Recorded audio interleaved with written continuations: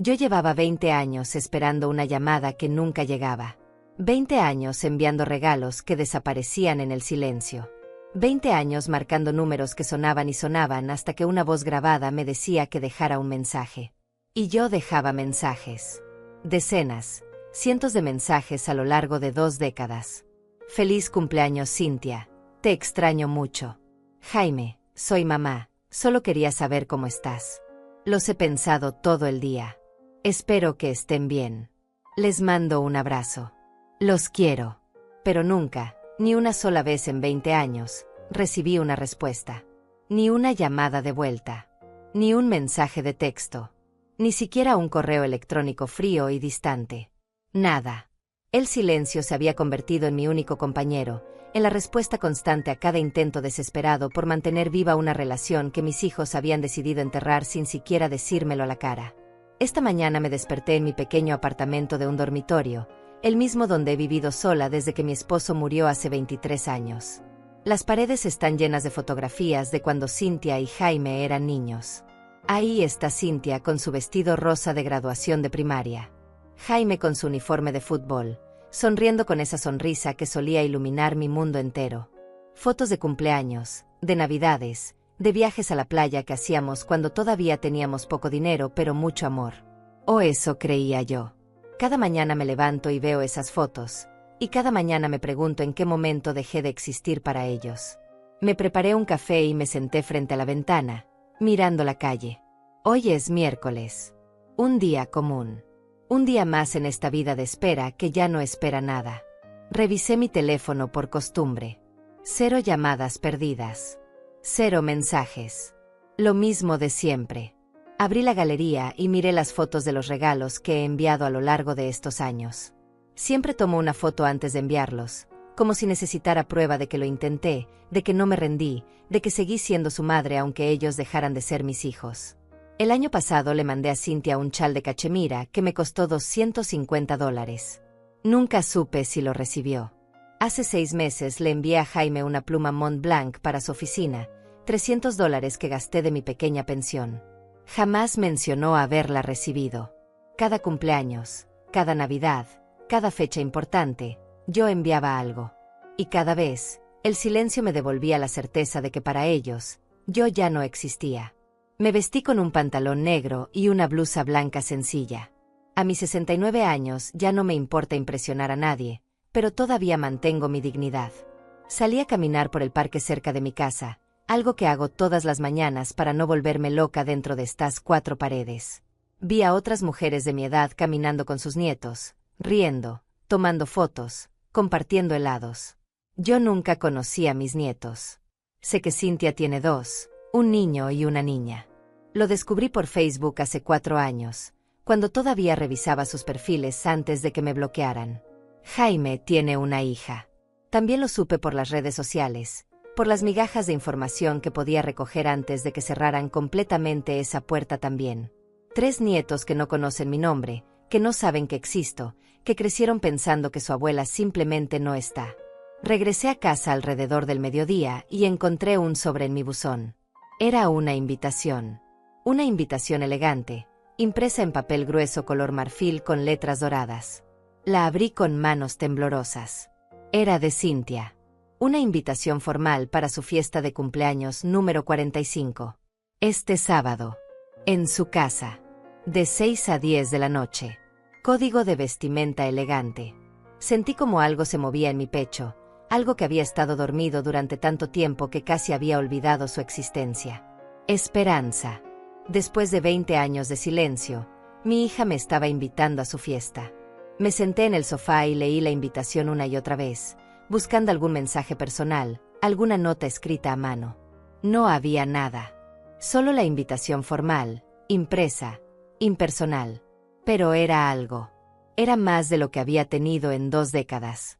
Pasé los siguientes 3 días preparándome para esa fiesta como si fuera el evento más importante de mi vida. Fui a la tienda y compré un vestido color vino que me hacía ver elegante, pero no extravagante. No quería llamar demasiado la atención, solo quería estar presentable, verme como una madre de la que pudieran sentirse orgullosos. Gasté $200 en el vestido, casi una 1/4 parte de mi pensión mensual, pero no me importó. También compré un regalo. Un juego de cubiertos de plata grabados con las iniciales de Cynthia y su esposo. $600. Todo el dinero que había ahorrado durante meses para emergencias. Pero esto era una emergencia de otro tipo. Era mi oportunidad de volver a existir para mis hijos, de recordarles que seguía aquí, que siempre había estado aquí, esperando. El sábado llegó y me arreglé con cuidado.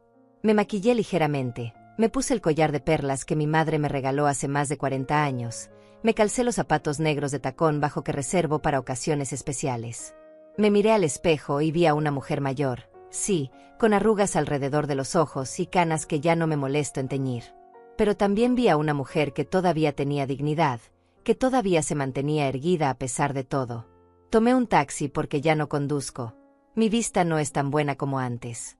Durante el trayecto, practiqué en mi mente lo que les diría. Hola Cynthia, feliz cumpleaños mi amor. Jaime, qué gusto verte. Los he extrañado tanto. Frases simples, frases que una madre debería poder decir sin tener que ensayarlas, pero que yo necesitaba preparar porque ya no sabía cómo hablar con mis propios hijos. El taxi me dejó frente a una mansión enorme en uno de los barrios más exclusivos de la ciudad. Me quedé parada en la acera por un momento, mirando la casa iluminada, escuchando el murmullo de voces y música que salía del interior. Cynthia había prosperado. Eso era evidente.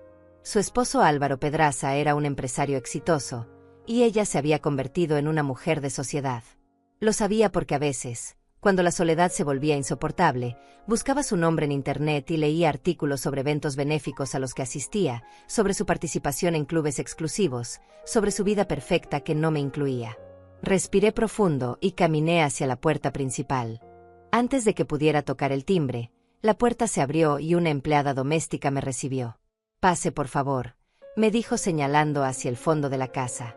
La fiesta es en el jardín trasero.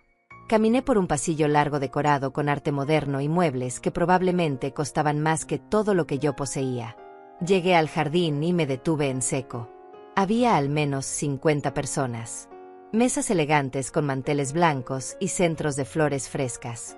Meseros uniformados circulaban con bandejas de champán y canapés. Una barra completa con un bartender profesional. Música jazz en vivo. Era una fiesta de revista, perfecta, costosa, espectacular. Y yo, con mi vestido de $200 y mi regalo que había significado todos mis ahorros, me sentí como una impostora que había entrado al lugar equivocado. Busqué a Cynthia entre la multitud y la encontré riendo con un grupo de mujeres, todas vestidas con ropa de diseñador, todas con ese brillo de dinero y éxito que yo nunca tuve.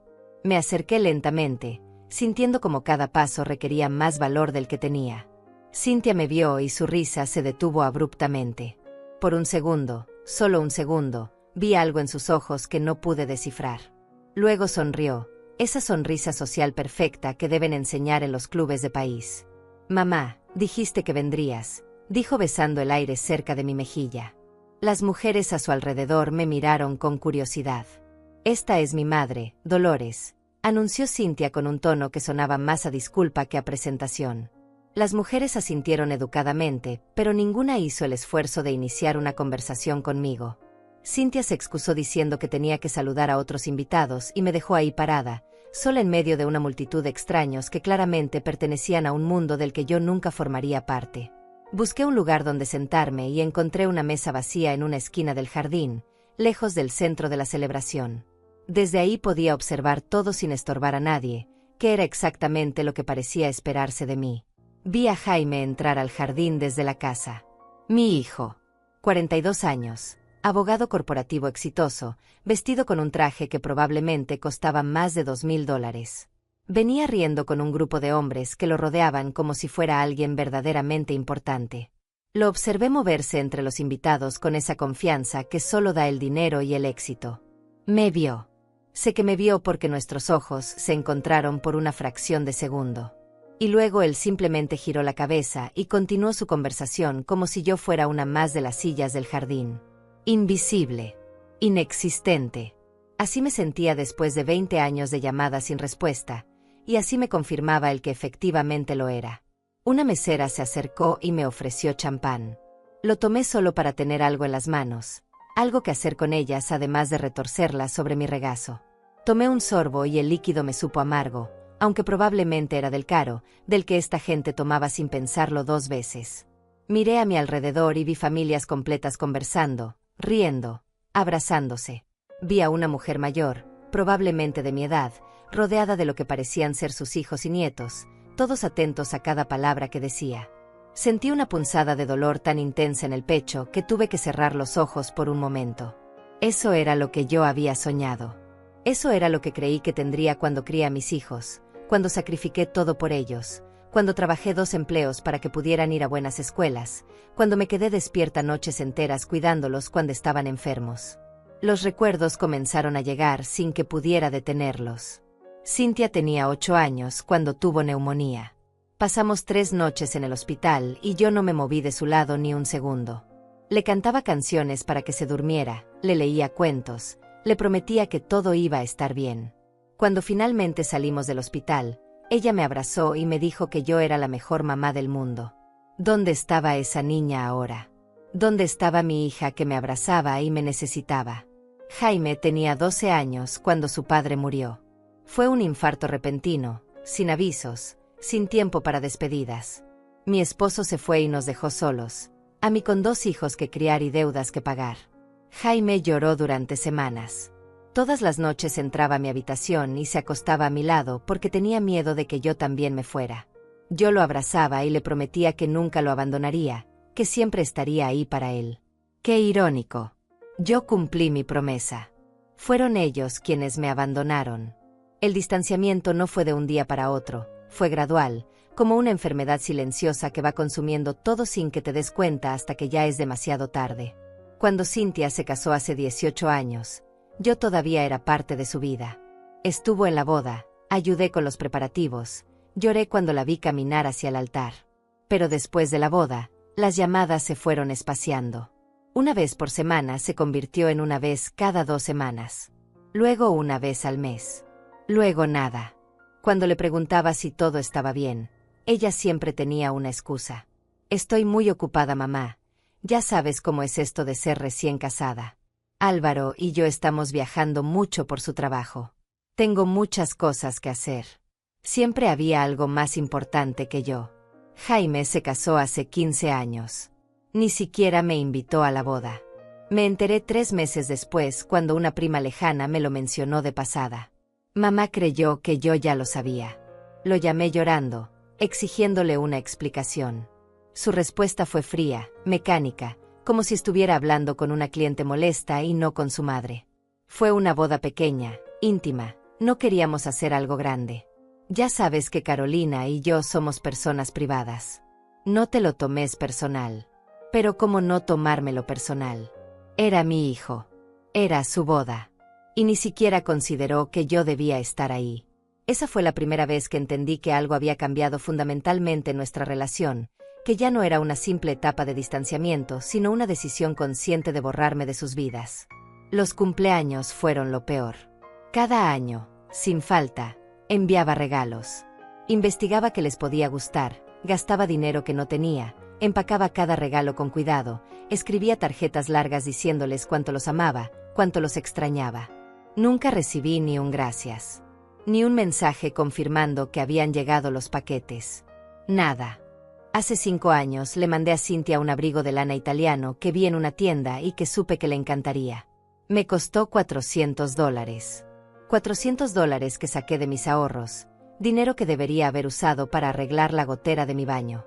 Lo envié con una carta diciéndole que había pensado en ella al verlo, que me recordaba a cuando ella era pequeña y le encantaban los abrigos elegantes. Pasaron semanas. Luego meses. Nunca supe si lo recibió. Para el cumpleaños de Jaime hace 3 años, le compré una edición especial de su libro favorito de la infancia. Era una edición de colección, con ilustraciones originales, encuadernada en piel. Me costó $350 y tuve que buscarla en 3 librerías diferentes. Recordaba cómo le encantaba ese libro cuando tenía 10 años, cómo me pedía que se lo leyera una y otra vez antes de dormir. Pensé que tal vez ese regalo le recordaría quién era yo, quién había sido para él. Lo envié con una nota que decía simplemente: ¿te acuerdas de cuánto te gustaba este libro? Te quiero mucho, hijo, mamá. Nunca supe si llegó a sus manos o si terminó en la basura sin abrir. El silencio fue mi única respuesta, como siempre. Las Navidades eran particularmente dolorosas. Yo pasaba los días festivos completamente sola en mi apartamento, viendo películas navideñas en la televisión y tratando de no pensar en que Cynthia y Jaime estaban celebrando con sus propias familias sin siquiera mandarme un mensaje. Hace 4 Navidades me atreví a presentarme en la casa de Cynthia sin avisar. Toqué el timbre y ella misma abrió la puerta. La sorpresa en su rostro rápidamente se convirtió en molestia apenas disimulada. «Mamá, ¿qué haces aquí?», me preguntó sin invitarme a pasar. Detrás de ella pude ver un árbol de Navidad enorme, decoraciones elegantes, escuché risas de niños. Mis nietos estaban ahí, a solo metros de mí, y yo ni siquiera sabía sus nombres. Solo quería saludarlos, pasarles un regalo, le dije sosteniendo una bolsa con juguetes que había comprado para los niños. Cynthia tomó la bolsa sin mirar dentro. «Gracias, mamá, pero estamos en medio de una cena familiar. Otro día hablamos. Está bien». Y cerró la puerta. Me quedé parada en el porche de su casa por no sé cuánto tiempo, mirando esa puerta cerrada, escuchando las risas que venían del interior. Cena familiar. Yo era su familia y estaba del lado de afuera, excluida, rechazada, invisible. Caminé hasta la parada de autobús más cercana porque no tenía dinero para un taxi. Era 24 de diciembre y el frío me calaba hasta los huesos. Llegué a mi apartamento pasada la medianoche. Me quité los zapatos y me senté en el sofá a oscuras. No encendí el árbol pequeño que había puesto en la esquina de la sala. No puse música navideña. Solo me quedé ahí, en el silencio, entendiendo finalmente que no importaba cuánto insistiera, no importaba cuántos regalos enviara, no importaba cuántas veces los llamara. Ellos habían decidido que yo ya no formaba parte de sus vidas. Intenté hablar con ellos sobre esto solo una vez. Fue hace 2 años. Logré que Jaime contestara el teléfono, probablemente porque llamé desde un número desconocido y él pensó que era algo de trabajo. «Hijo, necesito hablar contigo», le dije con la voz temblorosa. «Necesito entender qué pasó, por qué me tienen fuera de sus vidas». Hubo un silencio largo del otro lado de la línea. Luego él suspiró, ese suspiro de fastidio que usa la gente cuando tiene que lidiar con algo que considera una pérdida de tiempo. «Mamá, no seas dramática. No te tenemos fuera de nada. Simplemente estamos ocupados. Tenemos nuestras propias vidas, nuestras propias familias. No podemos estar llamándote todo el tiempo». «Pero yo no pido todo el tiempo», respondí tratando de mantener la calma. «Solo pido saber de ustedes de vez en cuando. Poder ver a mis nietos. Ser parte de sus vidas aunque sea un poco». «Mira, mamá», me interrumpió con un tono de impaciencia. «Ya no somos niños. No necesitamos que estés encima de nosotros todo el tiempo. Hiciste tu trabajo criándonos, y te lo agradecemos, pero ahora necesitas entender que tenemos nuestros propios caminos. No es personal. Es solo la vida. No es personal». Esas palabras resonaron en mi cabeza durante días. ¿Cómo podía no ser personal que tus propios hijos te borraran de sus vidas? ¿Cómo podía no ser personal que te ignoraran deliberadamente durante años? ¿Cómo podía no ser personal que te trataran como si fueras una obligación molesta y no la mujer que los trajo al mundo y sacrificó todo por ellos? Esa conversación terminó con Jaime diciéndome que tenía que colgar porque estaba entrando a una reunión. No volvimos a hablar después de eso. Han pasado 2 años y ese fue nuestro último intercambio de palabras hasta hoy. Sentada en esa mesa del jardín, con mi copa de champán intacta y mi regalo todavía en el bolso, entendí algo con una claridad brutal. Yo no había sido invitada a esta fiesta porque Cynthia de repente recordara que tenía una madre. No había sido invitada por amor o por un deseo genuino de verme. Había algo más detrás de esta invitación, algo que todavía no podía ver pero que podía sentir en el aire, en las miradas furtivas, en el ambiente cargado de falsedad. Observé a mis 2 hijos moverse entre los invitados, perfectos anfitriones, sonrientes, exitosos, rodeados de gente que los admiraba. Y me di cuenta de que para ellos, yo era solo un recordatorio incómodo de un pasado que preferían olvidar. La música seguía sonando y las conversaciones fluían a mi alrededor como un río del que yo estaba completamente excluida. Tomé otro sorbo de champán y dejé que los recuerdos siguieran llegando, cada uno más doloroso que el anterior. Recordé el día que Cynthia se graduó de la universidad. Fue hace 22 años, justo antes de que todo empezara a desmoronarse. Yo estaba en primera fila, aplaudiendo más fuerte que nadie cuando dijeron su nombre. Después de la ceremonia, la abracé y le dije lo orgullosa que estaba de ella. Ella sonrió, me abrazó de vuelta y me dijo: mamá, todo lo que soy es gracias a ti. Esas palabras me sostuvieron durante años. Me aferré a ellas cada vez que el silencio se hacía insoportable. Pero ahora, viendo a la mujer en la que se había convertido, me preguntaba si alguna vez lo había dicho de verdad o si solo eran palabras vacías que se dicen en momentos de emoción. Cuando Cynthia quedó embarazada de su primer hijo, yo me enteré 6 meses después. No fue ella quien me lo dijo. Fue una vecina suya que casualmente me vio en el supermercado y me felicitó por ser abuela pronto. Yo me quedé congelada en medio del pasillo de cereales, sonriendo como una idiota mientras la mujer seguía hablando de lo emocionada que debía estar. Cuando llegué a casa, llamé a Cynthia inmediatamente. Ella contestó después del 10º timbre. Su voz sonaba cansada. Hija, me acabo de enterar que estás embarazada, le dije tratando de no sonar acusadora. ¿Por qué no me lo dijiste? Hubo un silencio incómodo. Iba a decírtelo, mamá, respondió finalmente. Solo que he estado muy ocupada con los médicos y todo eso. Ya sabes cómo es. No sabía cómo era porque ella nunca me incluía en nada. Le pregunté cuándo nacería el bebé, si necesitaba ayuda con algo, si podía ir a visitarla. Ella me dio respuestas cortas, evasivas. Todavía falta tiempo, mamá. Ya veremos. Estoy bien, no te preocupes. Cuando finalmente nació mi nieto, me enteré 2 semanas después. 2 semanas. Mi primer nieto había estado en el mundo durante 14 días y yo no tenía ni idea.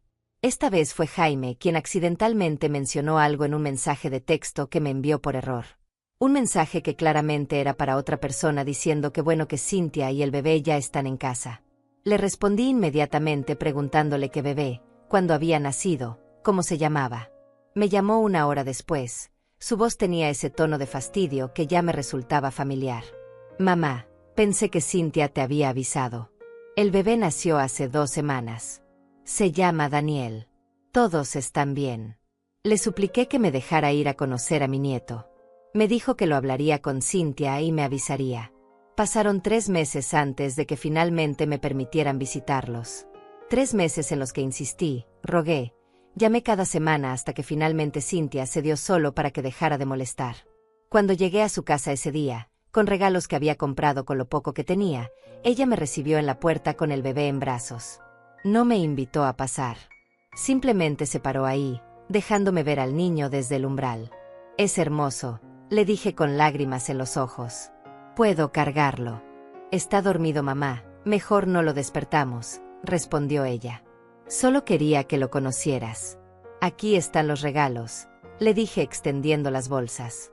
Gracias, las revisaré después, dijo tomándolas sin mirarlas. Tengo que irme, mamá. El bebé necesita comer pronto. Y eso fue todo. Mi primer encuentro con mi nieto duró menos de 5 minutos, parada en la puerta de la casa de mi hija como si fuera una vendedora ambulante. Lloré todo el camino de regreso a casa. Lloré por ese niño que nunca me conocería de verdad, que crecería sin saber quién era su abuela, que probablemente ni siquiera sabría mi nombre. Cuando nació su segundo hijo 2 años después, ni siquiera me molesté en esperar a que me avisaran. Revisé su Facebook obsesivamente hasta que vi las fotos del nacimiento. Una niña. Mi nieta.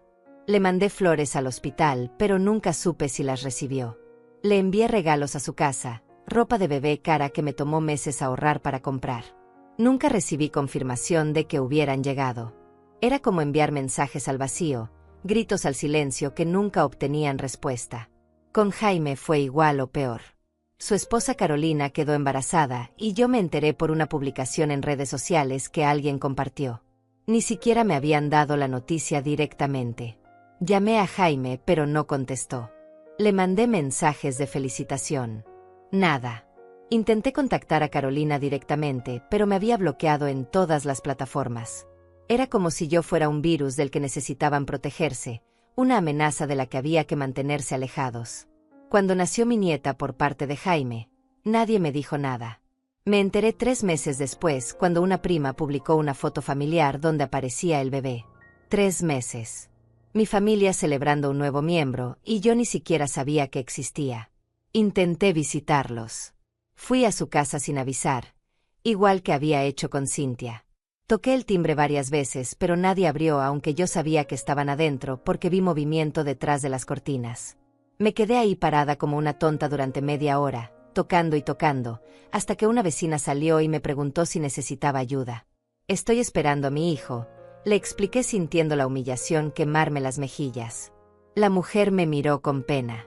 «Creo que no hay nadie en casa, señora», me dijo amablemente, aunque ambas sabíamos que era mentira.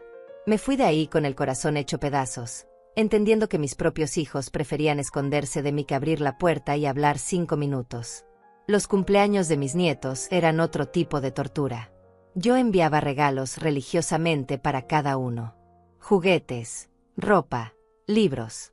Gastaba lo que no tenía tratando de comprar, aunque fuera un pequeño espacio en sus vidas. Pero nunca supe si mis nietos abrían esos regalos, si les gustaban, si siquiera sabían quién se los enviaba. Probablemente Cynthia y Jaime los recibían y los guardaban o los regalaban sin decirles a los niños de quién venían. Era más fácil así. Más fácil borrarme completamente que explicarles por qué la abuela que nunca ven sigue mandando cosas. Hace 2 años le envié a Daniel, mi nieto mayor, una bicicleta para su 8º cumpleaños. Me costó $500. $500 que tardé 6 meses en ahorrar. La mandé con una tarjeta que decía: para mi nieto querido, espero que disfrutes esta bicicleta tanto como tu mamá disfrutaba la suya cuando tenía tu edad. Te quiero aunque no nos conozcamos. Tu abuela Dolores. Nunca supe si Daniel recibió esa bicicleta. Nunca supe si leyó mi tarjeta. Probablemente Cynthia la tiró a la basura antes de que él pudiera verla. Era más fácil mantener la narrativa de que yo simplemente no existía, de que por alguna razón misteriosa la abuela no estaba presente en sus vidas. Más fácil que admitir que ellos conscientemente me habían excluido, que habían tomado la decisión deliberada de cortarme de la familia. Miré hacia donde estaba Cynthia ahora, rodeada de sus amigas elegantes, riendo de algo que alguien había dicho. Me pregunté si alguna vez pensaba en mí. Si alguna vez, en medio de sus días perfectos y ocupados, se detenía un segundo a recordar a la mujer que la había criado, que había trabajado 2 empleos para darle todo lo que necesitaba, que se había sacrificado cada día de su vida por ella. Recordé las noches en que trabajaba como cajera en un supermercado y luego limpiando oficinas para poder pagar la escuela privada donde Cynthia quería estudiar. Recordé cómo mis manos quedaban rojas e hinchadas de tanto fregar pisos, pero yo seguía porque quería que mi hija tuviera oportunidades que yo nunca tuve. Recordé cuando Jaime necesitó tutorías especiales en matemáticas porque estaba batallando en la escuela. Esas tutorías costaban $100 la hora. Yo agregué un tercer trabajo, vendiendo cosméticos de puerta en puerta los fines de semana, solo para poder pagarle a ese tutor. Mis pies me dolían tanto que había noches en que no podía dormir. Pero lo hacía porque era mi hijo, porque quería que él tuviera éxito, que llegara lejos. Y llegó lejos. Ambos llegaron lejos. Cynthia con su mansión y su esposo rico y sus fiestas elegantes. Jaime con su bufete de abogados y su traje de $2000 y su vida perfecta. Llegaron tan lejos que me dejaron atrás como si yo fuera basura del camino, algo que había servido su propósito y ahora ya no era necesario. Los miré a ambos moverse entre sus invitados y sentí algo nuevo además del dolor. Sentí rabia. Una rabia fría y clara que empezaba a despertar después de 20 años de estar dormida bajo capas de tristeza y negación. Me había pasado 2 décadas rogando por su atención, suplicando por migajas de amor, enviando regalos como si pudiera comprar un lugar en sus corazones. Y todo ese tiempo ellos habían estado ignorándome deliberadamente, conscientemente, cruelmente. Un mesero pasó y dejó una bandeja de canapés en mi mesa. Los miré sin apetito. Comida cara servida en platos elegantes para gente que probablemente ni siquiera la apreciaría porque estaban acostumbrados a este nivel de lujo. Pensé en mi refrigerador casi vacío en casa, en cómo tenía que calcular cada compra del supermercado para que mi pensión alcanzara todo el mes. Pensé en los $500 que gasté en esa bicicleta que probablemente terminó regalada o en el sótano acumulando polvo. Pensé en todos los dólares que había enviado en regalos a lo largo de 20 años, dinero que debería haber usado para mí misma, para hacer mi vida más cómoda, para no tener que preocuparme tanto cada vez que llegaba una cuenta de luz o de agua. La rabia siguió creciendo. No era una rabia explosiva, No era el tipo de rabia que te hace gritar o romper cosas. Era una rabia fría, calculadora, la rabia de alguien que finalmente está viendo la verdad con claridad total. Mis hijos no me habían olvidado accidentalmente. No estaban demasiado ocupados sin darse cuenta. Ellos habían elegido activamente borrarme de sus vidas. Habían elegido no contestar mis llamadas. Habían elegido no responder mis mensajes. Habían elegido mantener a sus hijos alejados de mí. Habían elegido cerrarme la puerta en la cara, literalmente y figurativamente. Y yo, como una tonta, había seguido insistiendo, rogando, enviando señales de humo esperando que algún día ellos recordaran que yo existía. Pero hoy, sentada en esta fiesta donde claramente yo no pertenecía, donde ni siquiera sabía por qué había sido invitada después de tanto tiempo, algo cambió dentro de mí. Algo se quebró definitivamente, pero no de la manera dolorosa de antes. Se quebró de una manera liberadora. Me di cuenta de que ya no quería seguir rogando. Ya no quería seguir siendo invisible para las dos personas que debían amarme más que nadie en el mundo. Ya no quería seguir viviendo en esta agonía de esperanza constante y decepción garantizada. Estaba todavía perdida en mis pensamientos cuando vi a Álvaro, el esposo de Cynthia, caminar hacia una pequeña tarima que habían instalado en el centro del jardín. Era un hombre alto, de unos 50 años, con ese aire de autoridad que dan el dinero y el poder. Tomó una copa de champán y golpeó ligeramente el cristal con una cuchara. El sonido resonó por todo el jardín y poco a poco las conversaciones se fueron apagando. Todos los invitados se giraron hacia él con atención. Yo me quedé donde estaba, en mi esquina alejada, sintiendo como mi corazón empezaba a latir más rápido sin saber exactamente por qué. Buenas noches a todos. Comenzó Álvaro con esa voz entrenada para hablar en público. Gracias por acompañarnos en este día tan especial para celebrar a mi esposa maravillosa. Los invitados aplaudieron y Cynthia subió a la tarima junto a él, radiante en su vestido color champán que probablemente había costado más de lo que yo ganaba en 3 meses.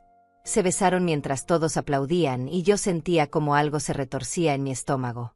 Álvaro continuó hablando sobre lo afortunado que era de tener a Cynthia en su vida, sobre todo lo que habían construido juntos, sobre sus planes para el futuro. Yo escuchaba a medias, todavía tratando de entender por qué me habían invitado después de tanto tiempo. Entonces Álvaro dijo algo que me hizo prestar atención completamente. También quiero aprovechar este momento para hacer un anuncio importante, dijo mirando a la multitud. Como muchos de ustedes saben, Cynthia y yo hemos estado trabajando en un proyecto muy especial.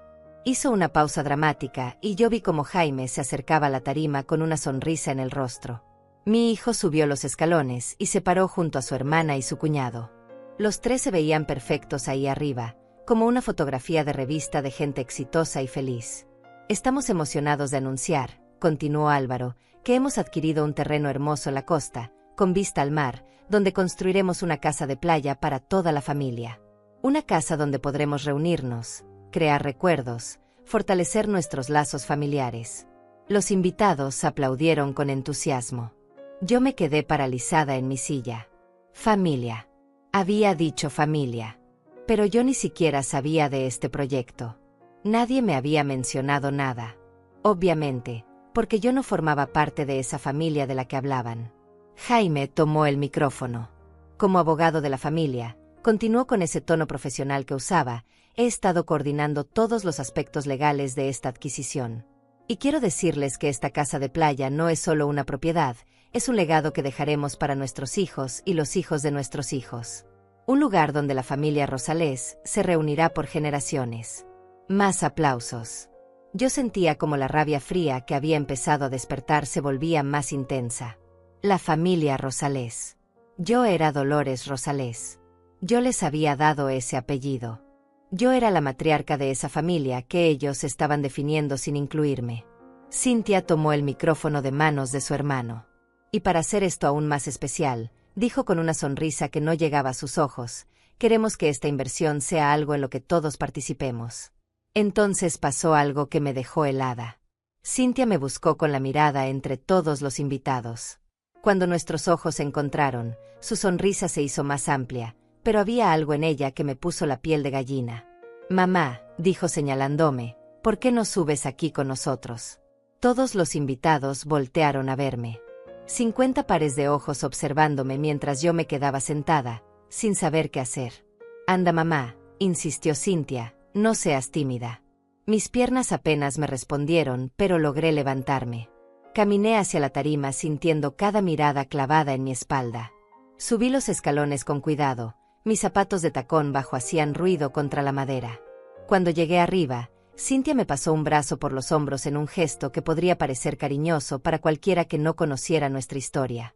Miren, dijo dirigiéndose a los invitados, aquí está mi madre Dolores. Después de tantos años, finalmente está aquí con nosotros. Hubo algo en la forma en que dijo esas palabras que sonó falso, ensayado. Álvaro continuó hablando. Como les decía, queremos que esta casa sea una inversión familiar. Y para eso, necesitamos que todos los miembros de la familia aporten su parte. Mi corazón empezó a latir aún más rápido. ¿Hacia dónde iba todo esto? Jaime me miró directamente. Mamá, sé que papá te dejó la casa donde vivías con él. La casa que vendiste hace unos años. Sentí como si el suelo se moviera bajo mis pies. ¿Cómo sabía él eso? Yo había vendido esa casa hacía 5 años, cuando el mantenimiento se volvió demasiado caro y necesitaba algo más pequeño y manejable. Con ese dinero había comprado mi apartamento actual y me había quedado un pequeño ahorro. Hemos estado pensando, continuó Cynthia apretando mi hombro con más fuerza de la necesaria, que sería maravilloso si pudieras contribuir con ese dinero que tienes guardado para esta inversión familiar.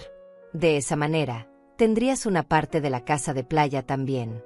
Podrías visitarnos allá, pasar tiempo con tus nietos. Todo se conectó en mi mente como un rompecabezas macabro. Por eso me habían invitado. Por eso después de 20 años de silencio absoluto de repente recibí una invitación elegante a esta fiesta. No era porque me extrañaran. No era porque finalmente se hubieran dado cuenta de que tenían una madre. Era porque necesitaban mi dinero. Necesitaban los ahorros que yo había acumulado de la venta de la única propiedad que tenía. La casa que mi esposo y yo compramos juntos, donde criamos a nuestros hijos, donde construimos una vida. ¿Cuánto dinero tienes de esa venta, mamá?, preguntó Jaime como si estuviera en una reunión de negocios y no hablando con su madre frente a 50 extraños. Yo no podía hablar. Las palabras se me habían atorado en la garganta. Álvaro intervino con una sonrisa que pretendía ser amable. Miren, Dolores, sé que tal vez esto te toma por sorpresa. Pero piénsalo. Sería una forma de asegurar tu lugar en la familia. Una inversión en el futuro de tus nietos. Y claro, podrías usar la casa cuando quisieras. Sería tu casa también. Mentiras. Todo eran mentiras. Yo podía verlo en sus ojos, en la forma en que evitaban mirarme directamente, en cómo Cynthia había soltado mi hombro y ahora mantenía distancia física aunque estuviéramos en la misma tarima. Nosotros estamos poniendo la mayor parte, agregó Cynthia, pero pensamos que tú querrías ser parte de esto. Al fin y al cabo, es tu familia. Tu familia. Esas palabras sonaban huecas viniendo de la boca de alguien que no me había llamado en 20 años. De alguien que me había cerrado la puerta en la cara cuando fui a conocer a mi nieto. De alguien que había bloqueado mis números, ignorado mis mensajes, devuelto mis cartas. Jaime sacó un folder que tenía preparado. Ya tengo todos los documentos listos, dijo con eficiencia profesional. Solo necesitamos que firmes aquí y aquí, y que hagas la transferencia del dinero. Estamos hablando de unos $200,000, ¿verdad, mamá? Eso es más o menos lo que sacaste de la venta de la casa después de comprar tu apartamento. Yo seguía sin poder hablar. $200,000. Era exactamente la cantidad que me quedaba. ¿Cómo lo sabían? ¿Cómo habían investigado mis finanzas sin que yo supiera? La respuesta era obvia. Jaime era abogado. Tenía contactos. Había formas de averiguar estas cosas. Habían planeado todo esto meticulosamente. La invitación después de 20 años. La fiesta elegante. El anuncio público. Todo diseñado para presionarme, para hacerme sentir que finalmente tendría un lugar en la familia si solo entregaba mi dinero. Vamos, mamá, dijo Cynthia con impaciencia apenas disimulada, no es tan complicado. Es una buena inversión. La propiedad va a aumentar de valor. Y además, finalmente podrás convivir con tus nietos en un ambiente familiar. ¿No es eso lo que siempre has querido? Sí, era lo que siempre había querido. Pero no así. No comprado con los ahorros de mi vida. No como parte de un plan calculado donde yo solo era un cajero automático al que finalmente decidían acceder después de ignorarme durante 2 décadas. Todos los invitados nos miraban expectantes. Algunos sonreían, pensando probablemente que estaban presenciando un momento familiar conmovedor. Otros parecían incómodos, como si pudieran sentir la tensión real detrás de esta farsa. Yo miré a mis 2 hijos. Cynthia con su vestido caro y su vida perfecta. Jaime con su traje de diseñador y su actitud profesional. Los había criado yo sola después de que su padre muriera. Los había alimentado, vestido, educado. Había trabajado hasta que mis manos sangraban y mis pies no me sostenían.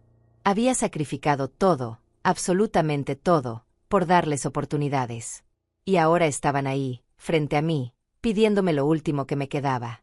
No pidiéndolo realmente, exigiéndolo con esta presión pública calculada. Miré el folder que Jaime sostenía con los documentos ya preparados. Qué conveniente que lo tuviera todo listo. Qué conveniente que supiera exactamente cuánto dinero tenía yo.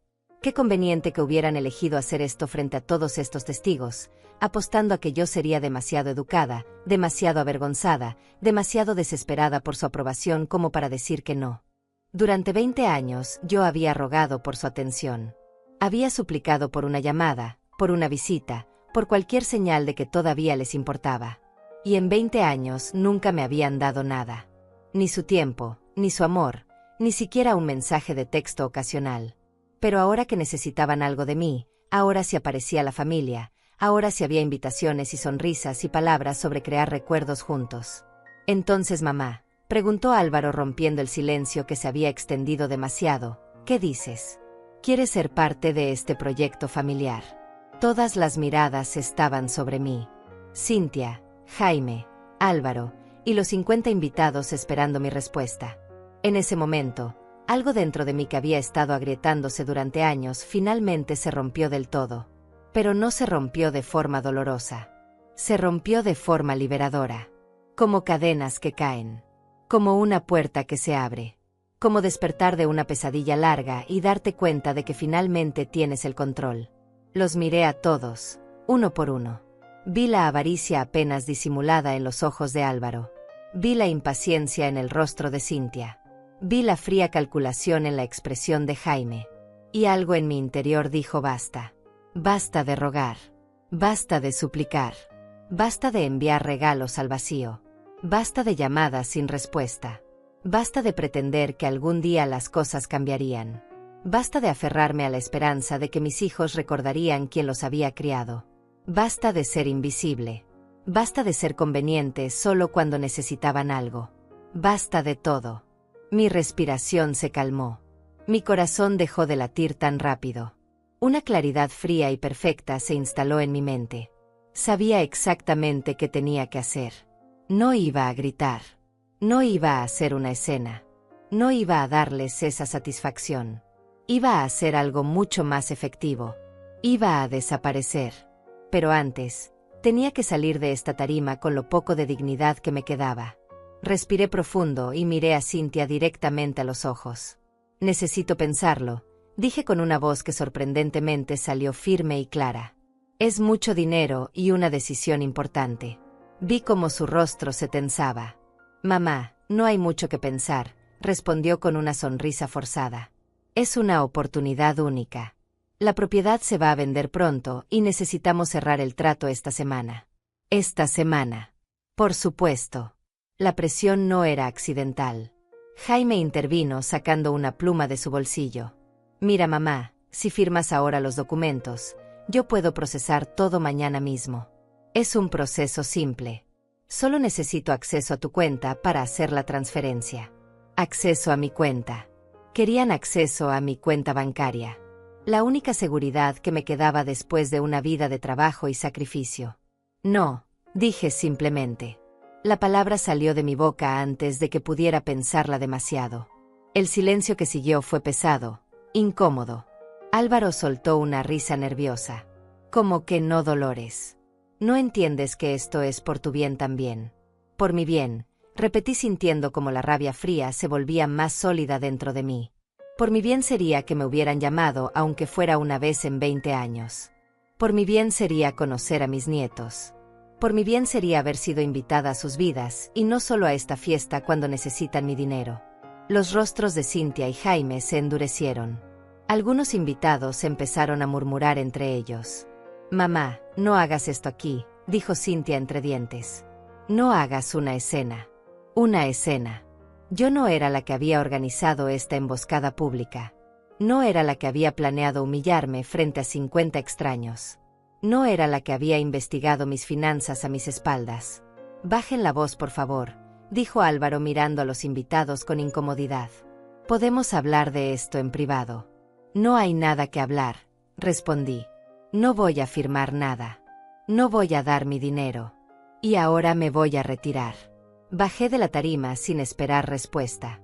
Mis piernas temblaban pero seguían moviéndose, un pie delante del otro. Escuché a Cynthia llamarme, pero no volteé. Escuché pasos siguiéndome, pero no me detuve. Llegué a mi mesa, tomé mi bolso con el regalo que nunca entregaría, y caminé hacia la salida del jardín. Jaime me alcanzó antes de que llegara a la casa. Me tomó del brazo con fuerza. «No puedes irte así, mamá», dijo con voz baja y amenazante. «Suéltame», respondí tratando de liberar mi brazo. «Necesitas entender algo», continuó él sin soltarme. «Esa casa de playa es una inversión inteligente. Si no participas, no esperes tener acceso a ella nunca. No esperes venir a visitarnos allá. No esperes ser parte de nuestras vacaciones familiares. No espero nada de ustedes», dije mirándolo directamente. «Hace 20 años que no espero nada. ¿Y saben qué? Finalmente lo entendí. Ustedes no me olvidaron. Ustedes eligieron olvidarme. Y yo elegí quedarme rogando como una tonta. Pero eso se acabó». Algo en mi tono debe haberlo sorprendido porque finalmente soltó mi brazo. «Mamá», empezó a decir, pero lo interrumpí. «No me llames mamá. Las madres reciben llamadas de sus hijos. Las madres conocen a sus nietos. Las madres son parte de las vidas de sus familias. Yo no soy tu madre. Soy solo alguien con dinero que de repente les interesa». Me di la vuelta y seguí caminando. Esta vez nadie me detuvo. Salí de esa casa, de ese jardín perfecto, de esa farsa de celebración familiar. Llamé un taxi desde la calle y esperé bajo las luces de la entrada mientras la fiesta continuaba adentro como si nada hubiera pasado. Probablemente Álvaro ya estaba haciendo otro brindis, distrayendo a los invitados, salvando las apariencias. Cuando el taxi llegó, subí y le di mi dirección al conductor. Miré por la ventana mientras nos alejábamos de esa mansión iluminada. Y en ese momento, con una claridad que nunca antes había tenido, supe exactamente qué iba a hacer. No iba a seguir rogando. No iba a seguir esperando. No iba a seguir siendo la madre invisible que existía solo cuando la necesitaban. Iba a desaparecer de verdad. Completamente. Y cuando lo hiciera, sería de tal forma que nunca, jamás, podrían encontrarme o acceder a lo que era mío. El taxi avanzaba por las calles oscuras y yo sentía como cada kilómetro que me alejaba de esa casa era un kilómetro hacia mi libertad. Hacia mi nueva vida. Hacia la mujer que debía haber sido hace 20 años, cuando el silencio empezó. Pero más vale tarde que nunca. Llegué a mi apartamento pasada la medianoche. Me quité el vestido color vino y lo doblé cuidadosamente, sabiendo que nunca volvería a usarlo. Me puse mi bata vieja y me senté en la mesa de la cocina con una taza de té que no tenía intención de tomar. Solo necesitaba algo caliente entre las manos mientras mi mente trabajaba con una claridad que nunca antes había experimentado. No sentía dolor. No sentía tristeza. Sentía determinación pura y fría. Saqué una libreta y comencé a escribir una lista. No era una lista emocional, era práctica, metódica, definitiva. Primero, cambiar mi nombre legalmente. Segundo, vender el apartamento. Tercero, cerrar todas mis cuentas bancarias y abrir nuevas en otro banco. Cuarto, cancelar mi número de teléfono. Quinto, eliminar todas mis redes sociales. Sexto, contactar a un abogado para revisar mi testamento. La lista continuaba. Cada punto era un paso hacia mi desaparición completa. No iba a dejar rastros. No iba a dejar puertas abiertas. No iba a darles la oportunidad de encontrarme cuando volvieran a necesitar algo de mí. Me quedé despierta toda la noche planeando cada detalle. Cuando amaneció el lunes, me vestí con ropa cómoda y salí de mi apartamento con un propósito claro. Mi primera parada fue el despacho de un abogado que encontré en internet, uno que no tenía ninguna conexión con Jaime o su círculo profesional. Era una mujer de unos 50 años, llamada Perla Castaño. Le expliqué mi situación sin entrar en demasiados detalles emocionales. Solo los hechos. Quiero cambiar mi nombre completo, le dije. Y necesito hacerlo de forma que sea difícil de rastrear. Perla me miró con ojos que habían visto muchas historias. No me juzgó. No me preguntó si estaba segura. Simplemente asintió y comenzó a explicarme el proceso. Tomará aproximadamente 3 meses, me dijo. Necesitamos presentar una petición ante el juzgado, publicar el cambio en el periódico oficial, esperar el periodo legal por si hay objeciones. 3 meses. Podía esperar 3 meses. Había esperado 20 años por amor que nunca llegó. Podía esperar 3 meses por mi libertad. ¿Y el testamento?, pregunté. También necesito cambiarlo. Perla sacó formularios y comenzó a hacer preguntas. ¿Tiene beneficiarios actuales? Sí, respondí. Mis 2 hijos. Pero quiero removerlos completamente. Quiero que todo lo que tengo vaya a una organización benéfica cuando yo muera. Ella anotó todo sin hacer comentarios. Necesito también revisar cualquier documento donde ellos puedan aparecer como contactos de emergencia, poder notarial o beneficiarios de seguros. Quiero eliminarlos de todo. Perla levantó la vista. Eso es muy definitivo, señora Rosales. Está completamente segura. La miré directamente a los ojos. Llevo 20 años sin existir para ellos. Es hora de que ellos dejen de existir para mí también. Solo que esta vez será legal y permanente. Ella asintió y continuó tomando notas. Revisaremos todo. Cuentas bancarias, seguros, propiedades, documentos médicos. Vamos a asegurarnos de que no tengan acceso a nada que sea suyo. Le pagué un adelanto de $1000 y salimos con una carpeta llena de documentos que tenía que firmar. Mi siguiente parada fue el banco. Pedí hablar con el gerente y le expliqué que necesitaba cerrar todas mis cuentas y abrir nuevas en otro banco completamente diferente. El hombre me miró confundido. ¿Hay algún problema con nuestro servicio, señora? No, respondí. Solo necesito hacer cambios en mi vida financiera. Es personal. Me ayudó a cerrar las cuentas. Me dio cheques certificados con el dinero que tenía en cada una. $215,000 en total. Todo lo que me quedaba de la venta de la casa, más los pequeños ahorros que había acumulado durante años. Salí de ahí y fui directamente a otro banco al otro lado de la ciudad. Abrí cuentas nuevas a mi nombre actual, sabiendo que en 3 meses las cambiaría nuevamente al nombre nuevo. Deposité todo el dinero y pedí que no hubiera ninguna información pública asociada a estas cuentas. Regresé a casa exhausta pero satisfecha con el progreso del primer día. Durante las siguientes semanas, continué ejecutando mi plan con precisión quirúrgica. Contraté a una agencia de bienes raíces para vender mi apartamento. Les dije que necesitaba vender rápido y estaba dispuesta a bajar un poco el precio. En 2 semanas tenía 3 ofertas. Acepté la mejor, una familia joven que me pagó $180,000. No era todo lo que valía el apartamento, pero no me importaba. Lo que importaba era la velocidad y cerrar ese capítulo. Mientras tanto, busqué un lugar nuevo donde vivir. Algo pequeño, en otra ciudad, donde nadie me conociera. Encontré un apartamento de un dormitorio en una ciudad costera a 4 horas de distancia. Era tranquilo, tenía vista al mar, y costaba mucho menos que lo que pagaba actualmente. Empecé a empacar mis cosas lentamente. Lo más difícil fue decidir qué hacer con las fotografías.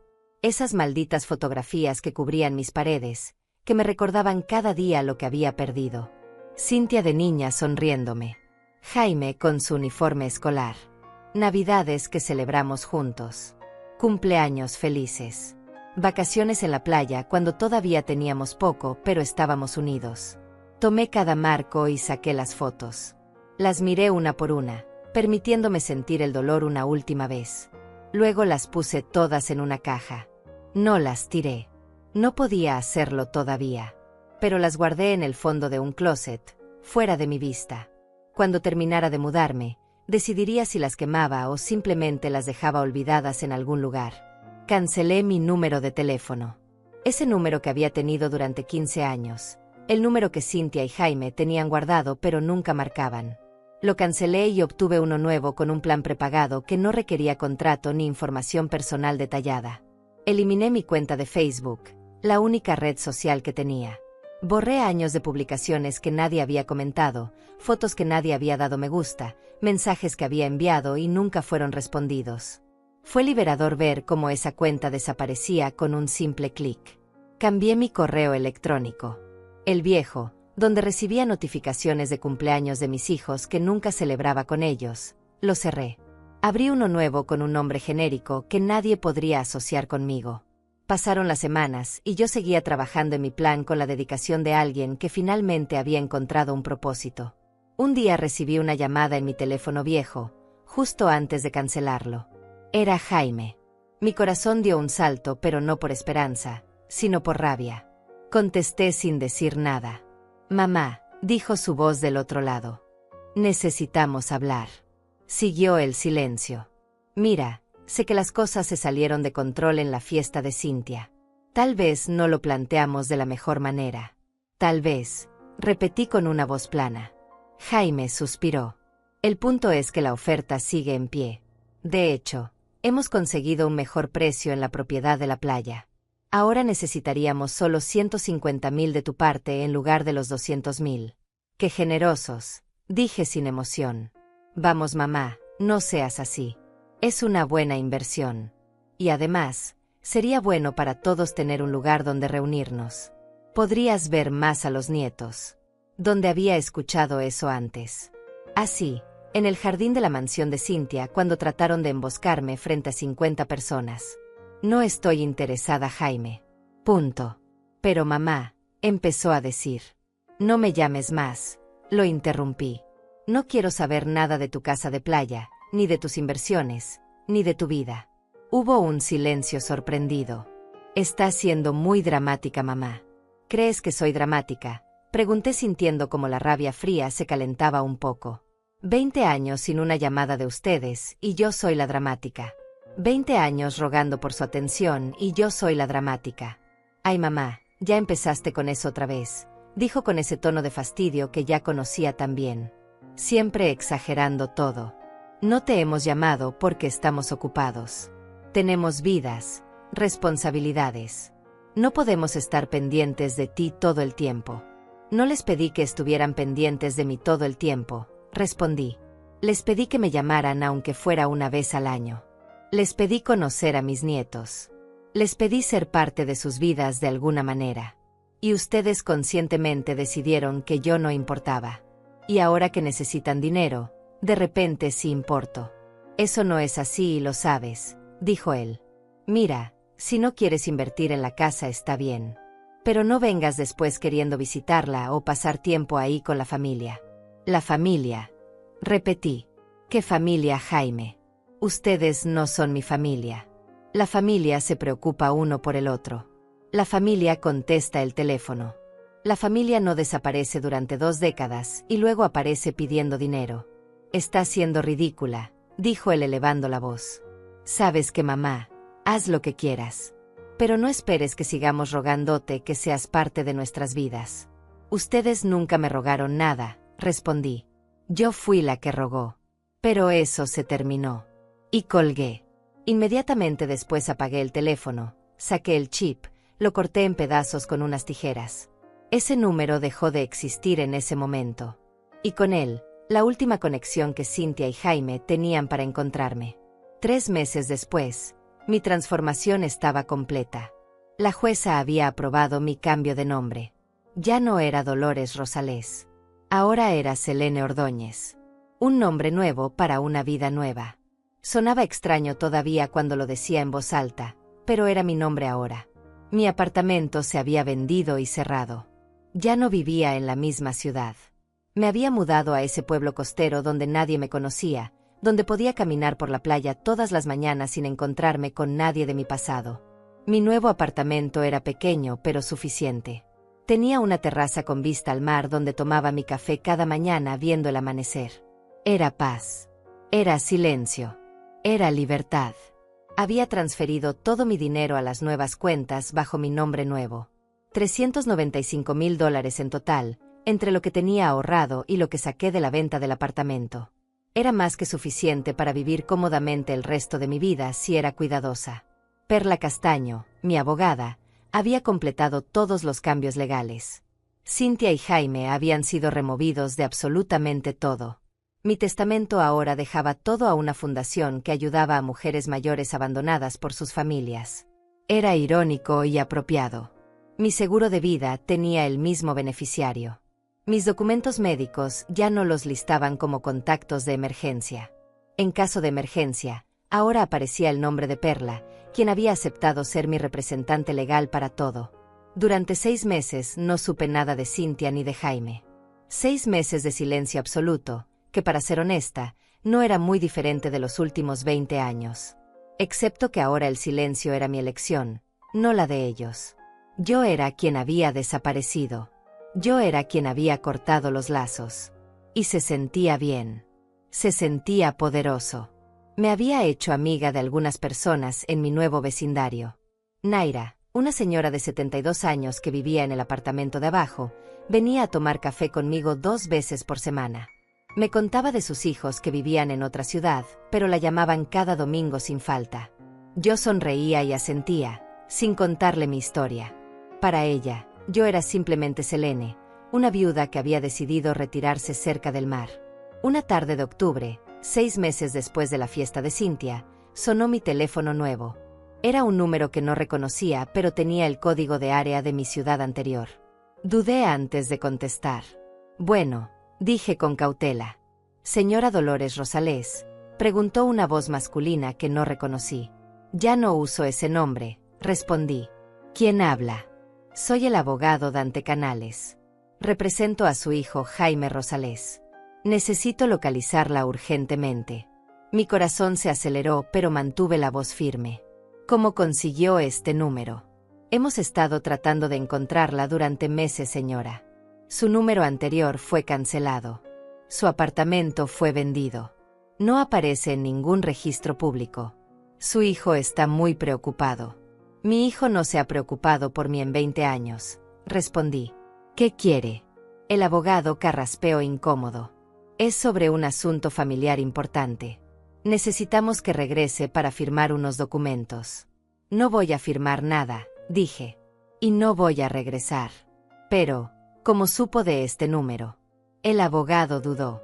Su antigua abogada, la señora Castaño, nos dio este contacto.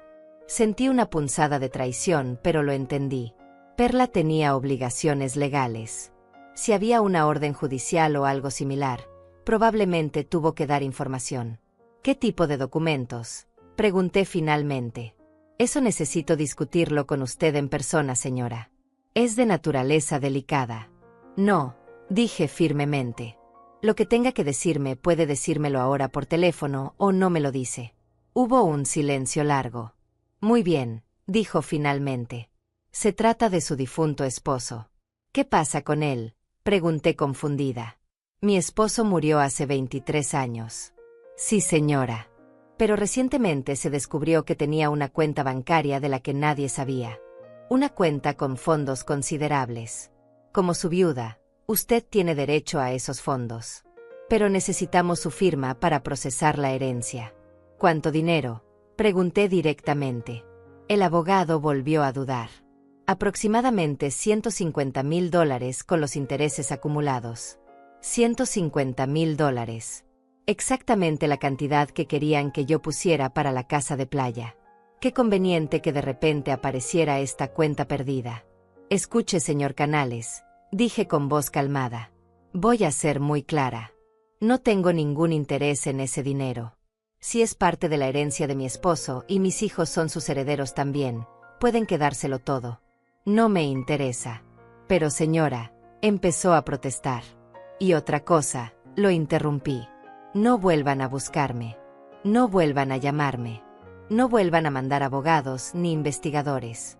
Yo elegí desaparecer de sus vidas, así como ustedes me hicieron desaparecer de las suyas durante 20 años. La diferencia es que la mía es permanente. Señora Rosales, por favor. Ya no soy Dolores Rosales, dije. Ese nombre ya no existe legalmente. Y la persona que era ya no existe tampoco. Adiós, señor Canales. Y colgué. Bloqueé el número inmediatamente. Mi corazón latía rápido, pero no de miedo o tristeza. Era adrenalina pura. Habían tratado de encontrarme. Habían contratado abogados. Habían inventado una historia sobre una cuenta bancaria perdida. Todo para localizarme. Todo porque finalmente se habían dado cuenta de que ya no podían acceder a mí ni a mi dinero. Me serví un vaso de agua y salí a la terraza. El sol se estaba poniendo sobre el océano, pintando el cielo de naranjas y rosas. Respiré el aire salado y me permití sentir la victoria. Ellos habían pasado 6 meses buscándome. 6 meses tratando de rastrearme. Y yo simplemente había desaparecido. Pero sabía que esto no había terminado. Conocía a mis hijos. Conocía su persistencia cuando querían algo. No se rendirían tan fácilmente. Una semana después recibí una carta certificada. Venía de un juzgado. La abrí con manos temblorosas. Era una citación. Jaime me estaba demandando por abandono de responsabilidades familiares. Leí el documento con incredulidad. Alegaba que yo, como madre, tenía la obligación moral y financiera de apoyar a mi familia, que había hecho promesas verbales de contribuir a inversiones familiares, que mi desaparición repentina había causado daño emocional a mis nietos que apenas me conocían. Era absurdo. Era ridículo. Pero también era real. Llamé a Perla inmediatamente. Recibí la citación. Le dije, ¿pueden realmente demandarme por esto? Perla suspiró. Pueden intentarlo. Pero no tienen caso. Usted no tiene ninguna obligación legal de darles dinero. Las promesas verbales son imposibles de probar. Y el abandono de responsabilidades familiares solo aplica a padres de menores o dependientes, no al revés. Entonces, ¿por qué lo hacen? Pregunté. Presión, respondió Perla. Quieren asustarte para que aparezcas, para que negocies.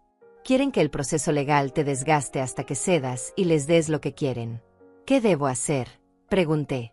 Aparecer a la audiencia, respondió. Desafortunadamente no puedes ignorar una citación judicial. Pero yo estaré contigo. Y vamos a dejar muy claro que no tienen ningún derecho sobre tu dinero o tu vida. La audiencia estaba programada para dentro de un mes. Un mes en el que tendría que regresar a la ciudad que había dejado atrás, enfrentar a los hijos que me habían abandonado, y defender mi derecho a desaparecer de sus vidas así como ellos desaparecieron de la mía. No tenía miedo. Tenía rabia. Una rabia fría y justa que me daba fuerza. Pasé ese mes preparándome mentalmente. Practiqué lo que diría. Organicé todos los documentos que probaban mi historia. Los recibos de los regalos que envié durante años. Las capturas de pantalla de los mensajes sin respuesta. Los registros de llamadas que nunca fueron devueltas. Todo. Si querían jugar sucio, yo les mostraría exactamente cuán sucia había sido su conducta durante 2 décadas. El día de la audiencia llegué al juzgado con Perla a mi lado. Llevaba un traje sencillo color gris y mi cabello recogido. Me veía presentable, pero no intimidada. Cuando entré a la sala, vi a Jaime sentado con su abogado. Cintia estaba ahí también, vestida elegantemente como siempre. Álvaro estaba sentado detrás de ellos. Me miraron cuando entré y vi algo en sus ojos que me satisfizo profundamente. Sorpresa. No esperaban que me presentara con tanta confianza. El juez entró y todos nos pusimos de pie. Era un hombre de unos 60 años con expresión seria. Se sentó y revisó los documentos frente a él con el ceño fruncido. Bien, comenzó mirando por encima de sus lentes. Estamos aquí por una demanda presentada por el señor Jaime Rosales contra su madre, la señora Dolores Rosales, por abandono de responsabilidades familiares e incumplimiento de promesas verbales. Antes de comenzar, necesito aclarar algo. El juez me miró directamente. Señora, tengo aquí documentos que indican que su nombre legal fue cambiado hace 6 meses. Ya no es Dolores Rosales, sino Selene Ordóñez. Es correcto. Sí, su señoría, respondí con voz clara. Es correcto. Vi cómo Jaime y Cintia intercambiaban miradas de confusión y rabia. El juez asintió. Procederemos entonces usando su nombre legal actual. Señor Canales, proceda con su argumentación. El abogado de Jaime se puso de pie. Su señoría, mi cliente y su hermana han sufrido un abandono emocional y financiero por parte de su madre. La señora, comenzó a decir Rosales, pero se corrigió. La señora Ordóñez desapareció sin aviso hace 6 meses, cortando todo contacto con su familia. Esto ha causado un daño emocional considerable, especialmente a los nietos menores, quienes extrañan a su abuela. Tuve que morderme el labio para no soltar una carcajada amarga. Los nietos que nunca conocí me extrañaban. El abogado continuó. Además, la señora había prometido verbalmente contribuir financieramente a un proyecto familiar, una inversión inmobiliaria que mis clientes habían planeado contando con su participación. Cuando ella desapareció, mis clientes perdieron la oportunidad de cerrar esa inversión, causándoles pérdidas económicas. Perla se puso de pie. Objeción, su señoría. No existe ninguna prueba escrita de dichas promesas verbales. Y en cuanto al supuesto abandono emocional, tenemos extensa evidencia de que fue exactamente lo contrario. El juez levantó la mano. Llegaremos a eso. Señor Canales, ¿tiene alguna prueba tangible de estas promesas verbales? El abogado dudó. Tenemos testimonios de los presentes en la fiesta de cumpleaños donde se discutió el tema. Testimonios de personas que estuvieron en esa emboscada pública, pensé. El juez parecía escéptico. Continué. Me gustaría llamar a declarar a la señora Cintia Pedraza. Cintia se puso de pie y caminó al estrado. Lucía perfecta como siempre, cada cabello en su lugar, su ropa cara y elegante. Juró decir la verdad y se sentó. Señora Pedraza, comenzó su abogado, puede describir la relación que ha tenido con su madre a lo largo de los años. Cintia respiró profundo y puso su cara de víctima. Mi madre siempre ha sido una persona muy difícil, comenzó. Después de que mi padre murió, se volvió demandante, necesitada de atención constante. Yo traté de mantener el contacto, pero era agotador. Cada conversación terminaba con ella quejándose de que no la visitábamos suficiente, de que no la llamábamos suficiente. Era una carga emocional muy pesada. Apreté los puños bajo la mesa, pero mantuve la cara neutra. Y en cuanto a la inversión inmobiliaria, continuó el abogado. Sí, respondió Cintia. Pensamos que sería una oportunidad maravillosa para finalmente tener un lugar donde reunirnos como familia. Un lugar donde mamá pudiera pasar tiempo con sus nietos. Le explicamos todo en mi fiesta de cumpleaños. Ella pareció interesada, dijo que lo pensaría. Pero luego desapareció sin dar explicaciones. Vendió su casa, cambió su nombre, se fue sin decirnos a dónde. Nos dejó preocupados, sin saber si estaba viva o muerta. Sus ojos se llenaron de lágrimas perfectamente cronometradas. Mis nietos preguntan por su abuela todo el tiempo. No sé qué decirles. Perla se levantó para el contrainterrogatorio. Señora Pedraza, ¿cuándo fue la última vez que llamó a su madre antes de la fiesta de cumpleaños? Cintia parpadeó. No recuerdo exactamente. Perla sacó un documento. Tengo aquí los registros telefónicos de la señora Ordóñez de los últimos 5 años. No hay ni una sola llamada entrante de su número o el de su hermano. Ni una. En 5 años. Cintia se movió incómoda en su asiento. Bueno, yo estaba muy ocupada. Tan ocupada que no pudo hacer una llamada telefónica en 5 años, preguntó Perla. ¿Y qué hay de los 20 años anteriores? Tenemos testimonios de vecinos, de conocidos, de familiares lejanos que confirman que usted y su hermano cortaron contacto con su madre durante más de 2 décadas. Eso no es cierto, protestó Cintia. Enviábamos mensajes, teníamos comunicación. Perla sacó más papeles. Aquí tengo capturas de pantalla de todos los mensajes que su madre les envió durante años. Cientos de mensajes. Felicitaciones de cumpleaños, mensajes de Navidad, fotos, preguntas sobre cómo estaban. ¿Y sabe cuántos de esos mensajes fueron respondidos, señora Pedraza? Ni uno solo. Cintia se puso pálida. Bueno, a veces no veía los mensajes. Durante años, insistió Perla. ¿Y los regalos? Su madre tiene recibos de docenas de regalos enviados a su dirección. Regalos caros, comprados con el dinero de su pensión.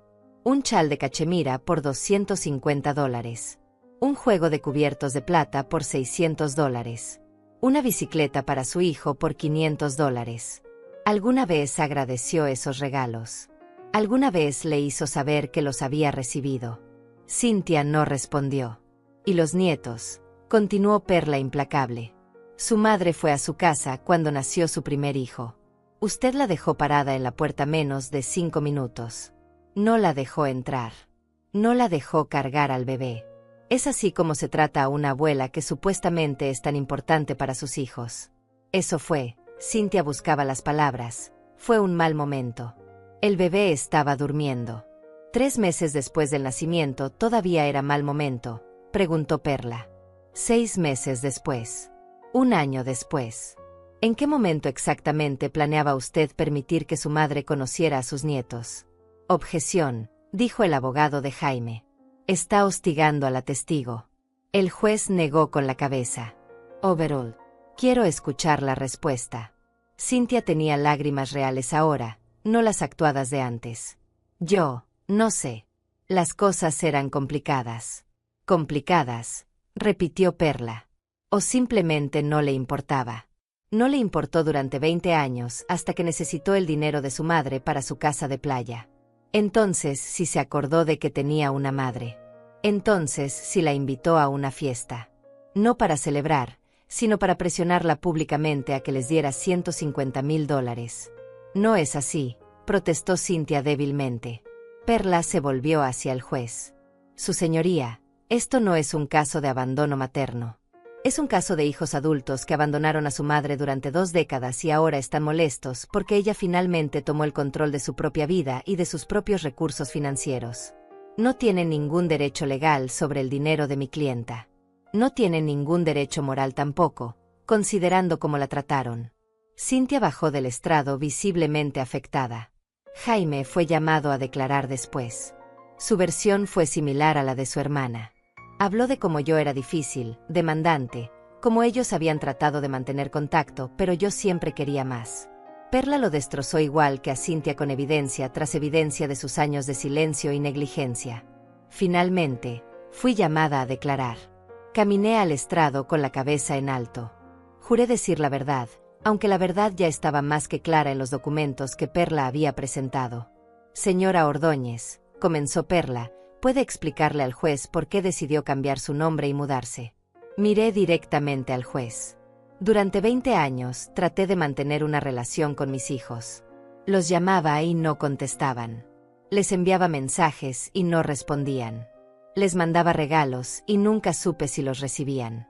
Fui a sus casas y me cerraron la puerta en la cara. Mis nietos tienen 8, 6 y 4 años. Nunca los he cargado. Nunca he pasado un cumpleaños con ellos.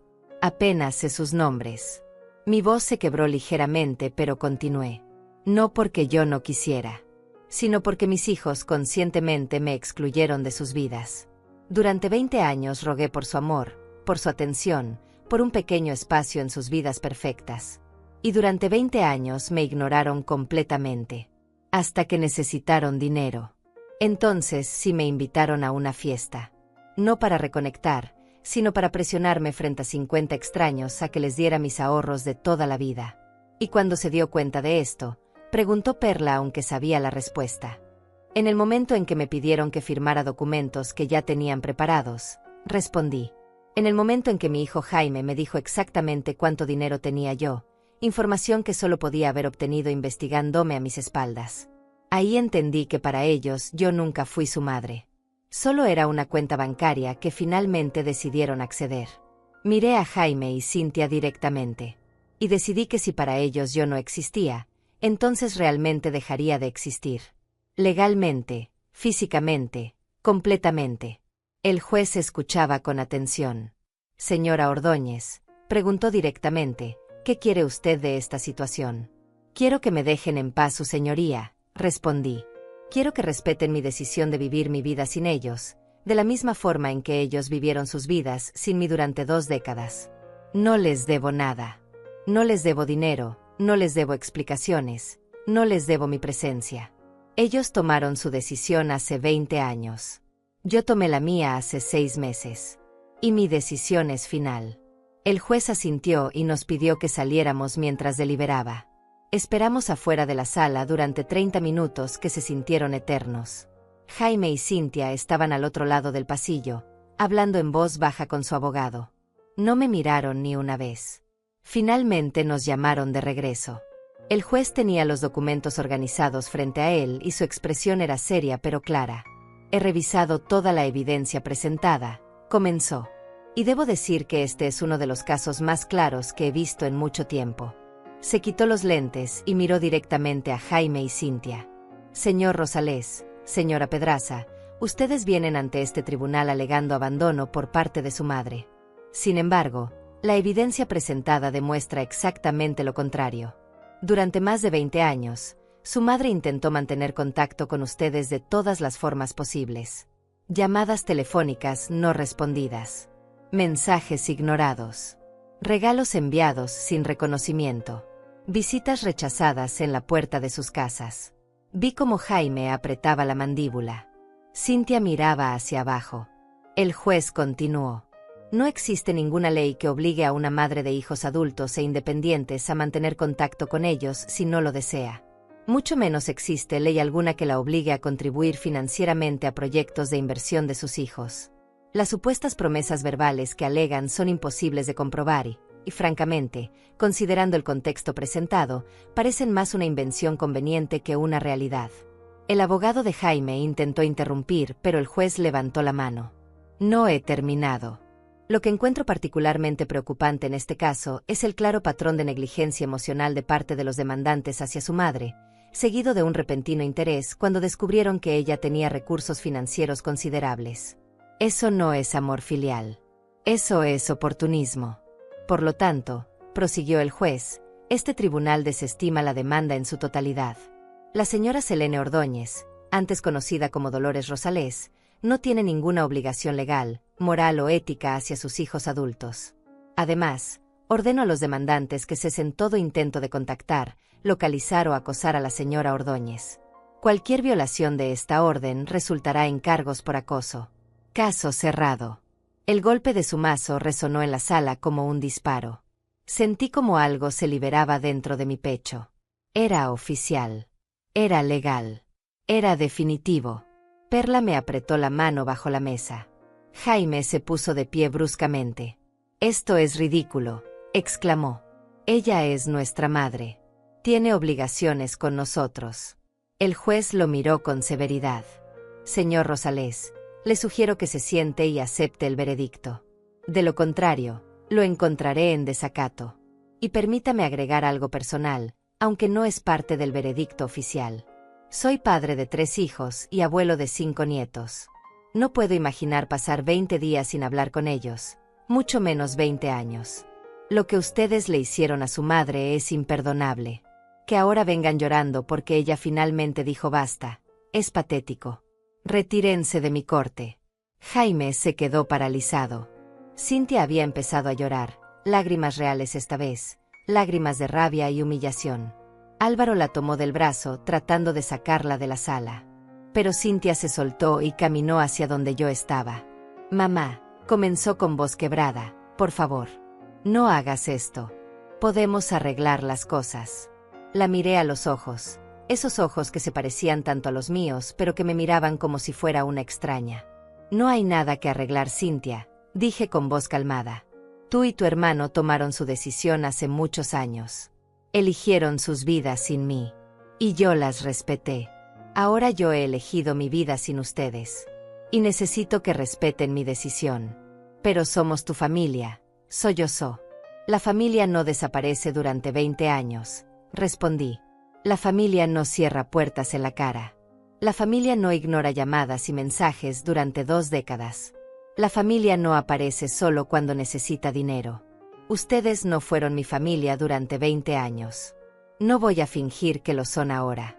Me di la vuelta para irme, pero Jaime me bloqueó el paso. «Vas a arrepentirte de esto», dijo con voz baja y amenazante. «Cuando seas vieja y estés enferma y necesites ayuda, no estaremos ahí». Lo miré directamente y por primera vez en años, sonreí. Una sonrisa triste pero genuina. «Jaime, tú nunca has estado ahí. Ni cuando era más joven y te necesitaba. Ni cuando estaba sola y rogaba por tu compañía. ¿Por qué pensaría que estarías ahí en el futuro? Ya hice arreglos para mi vejez. Tengo un seguro médico excelente. Tengo ahorros suficientes para contratar cuidados si lo necesito. Y lo más importante, tengo mi dignidad intacta. Algo que ustedes perdieron hace mucho tiempo. Me hice a un lado y pasé junto a él. Perla me siguió. Salimos del juzgado hacia la luz del día.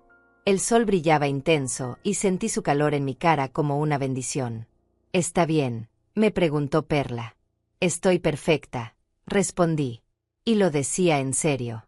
Por primera vez en 20 años, estaba perfecta. Regresé a mi apartamento junto al mar esa misma tarde.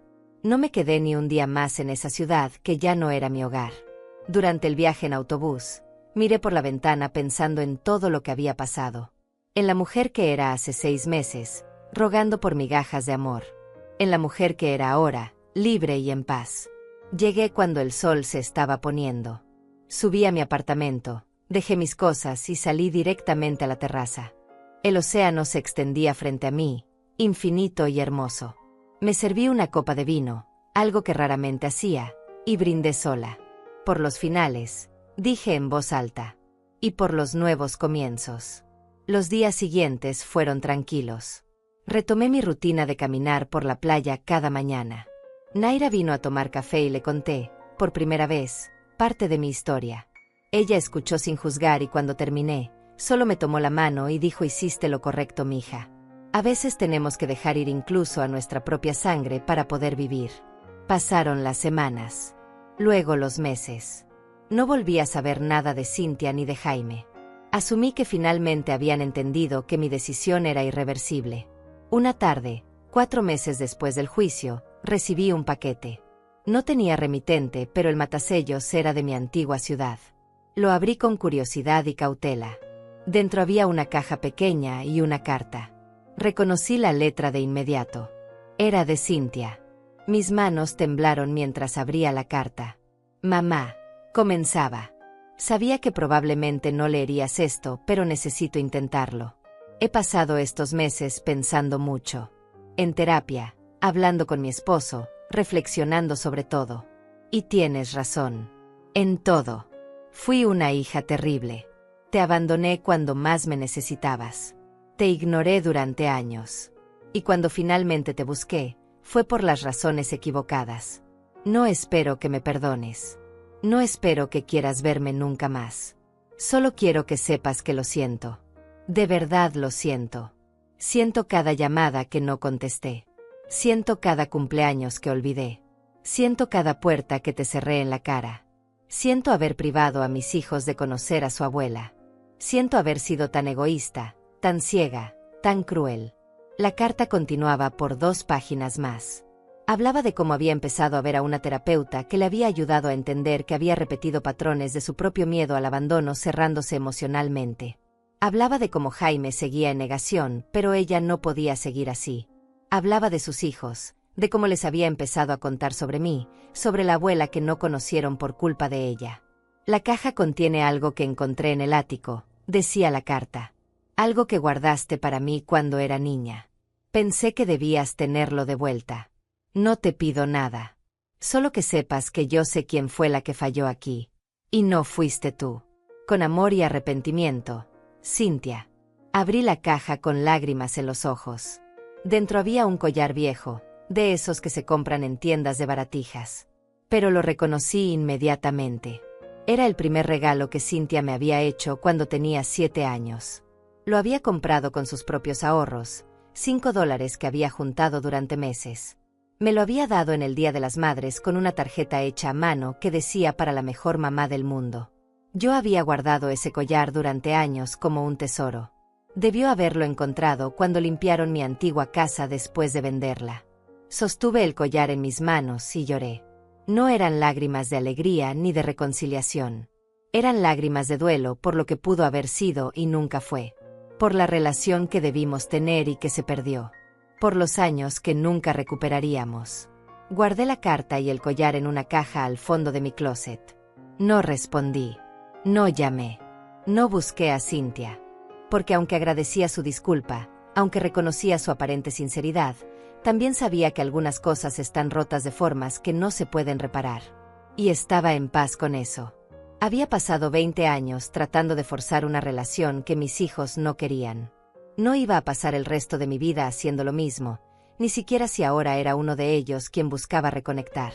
Mi vida ahora era mía. Mi tiempo era mío. Mi paz era mía. Y no estaba dispuesta a arriesgar nada de eso, ni siquiera por la posibilidad de recuperar a una hija que me había perdido hace mucho tiempo. 6 meses después de recibir esa carta, en una mañana particularmente hermosa, estaba tomando café en mi terraza cuando Naira subió con un pastel. «Es tu cumpleaños», anunció con una sonrisa. 70 años merece celebrarse. Había olvidado por completo mi cumpleaños. Ya ni siquiera llevaba cuenta de esas cosas. Pero Naira lo había recordado porque se lo había mencionado meses atrás en una conversación casual. Cortamos el pastel y lo comimos viendo el amanecer. Ella me contó historias de sus 72 años, de sus arrepentimientos y sus alegrías. Y yo compartí mis propias reflexiones. Llegué a esta edad sintiéndome finalmente libre, le dije. Libre de expectativas que nunca se cumplieron. Libre de una familia que me veía como una carga. Libre de rogar por amor que no era recíproco. Y sabes que Naira, se siente glorioso. Ella levantó su taza de café en un brindis. Por la libertad, dijo. Por la dignidad. Por las mujeres que finalmente dijeron basta. Brindamos y el sol terminó de salir sobre el océano. En ese momento entendí algo fundamental. Yo no había perdido a mis hijos. Mis hijos me habían perdido a mí. Y era su pérdida, no la mía. Porque yo había pasado 70 años aprendiendo a amar incondicionalmente, a dar sin esperar nada a cambio, a ser fuerte incluso cuando todo se derrumbaba. Había criado 2 hijos sola, había trabajado hasta el agotamiento, había sacrificado todo por ellos. Y cuando finalmente decidí dejar de sacrificarme, cuando finalmente elegí mi propia paz sobre su comodidad, me convertí en la villana de su historia. Pero no me importaba ser la villana si eso significaba ser finalmente libre. Hoy, 3 años después de aquella fiesta de cumpleaños que cambió todo, sigo viviendo en mi apartamento junto al mar. Tengo 72 años. Mi cabello es completamente blanco y ya no me molesto en teñirlo. Tengo arrugas profundas que cuentan la historia de una vida completa, con sus dolores y sus victorias. Camino por la playa cada mañana sin falta. He hecho amigas aquí, mujeres de mi edad que entienden lo que es reinventarse en la última etapa de la vida. Vamos a clases de yoga juntas. Organizamos cenas. Celebramos nuestros cumpleaños. Somos la familia que elegimos, no la que nos tocó. A veces pienso en Cintia y Jaime. Me pregunto cómo están, si siguen adelante con sus vidas perfectas, si compraron su casa de playa con el dinero de alguien más. Pero esos pensamientos son cada vez menos frecuentes y menos dolorosos. No los odio. Tal vez debería, pero no lo hago. Simplemente los solté. Los dejé ir como se deja ir cualquier cosa que te hace daño. Y en ese dejar ir, encontré algo que nunca esperé encontrar. Me encontré a mí misma. A Selene Ordóñez, una mujer de 72 años que vive sola pero no está sola. Que tiene poco dinero pero suficiente. Que no tiene familia pero tiene comunidad. Que perdió a sus hijos pero ganó su libertad. Mi historia no tiene un final feliz en el sentido tradicional. No hay reconciliación. No hay abrazo final. No hay perdón mutuo y comienzo nuevo. Pero tiene algo mejor. Tiene paz. Tiene dignidad. Tiene una mujer que finalmente entendió que su valor no depende de que otros lo reconozcan. Y eso, descubrí, es más que suficiente. Termino mi café mientras el sol sube completamente en el horizonte. Otro día. Otra oportunidad de vivir en mis propios términos. Sonrío y entro a prepararme para mi caminata matutina. La vida continúa. Mi vida continúa. Y por primera vez en décadas, eso me llena de alegría en lugar de tristeza.